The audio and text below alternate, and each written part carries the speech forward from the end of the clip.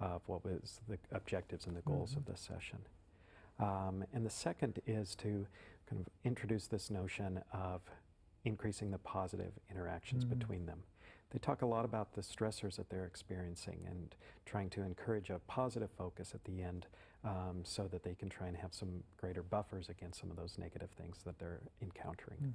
Isn't there some research on that too, that you're supposed to have more positive than negative interactions? That's right, right. The research is 5-to-1 ratio of positives to negatives for a stable relationship.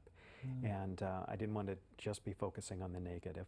Oftentimes depressed individuals do a lot of that on their own. They're focusing on the negative, and we want to make sure that they're also attending to some of the positive aspects as well. Yeah, in this last clip, you also gave them some results back from the forms that they filled out, or some feedback from the forms. Will you give them any more feedback about how these forms, you know, what the results were? Well, if I was working with them, we would probably talk more about various aspects that they had indicated. We only touched on a few of the problems that they said that they would like to see some changes in. And so if I was going to be seeing them over time, we would talk about those other areas as well. And then you had them at the end kind of evaluate you and how the session went. We didn't show that clip, but were you surprised by their results? Not as surprised per se. I oftentimes will ask people that to get them to kind of, what's the take-home message? What is the most important thing that they want to leave that session with?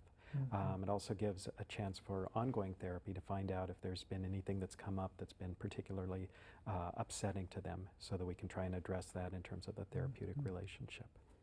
And I sometimes find that with couples that would be unusual, like Brenda and Eddie, I'm never really sure what they're learning. Right. And so I like that technique. That's a nice way to make sure that you stay on the same page with them. And they ended up both focusing on specific skills, specific relationship issues that they felt like they got from the session. Well, we're near the end of our time.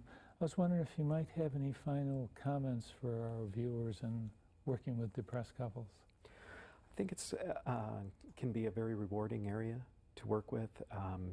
The research certainly suggests that couples therapy can be helpful for depressed individuals, trying to both reduce the negative interactions as well as improve the positive interactions. I think can have a big impact not only on their relationship but also on their depression.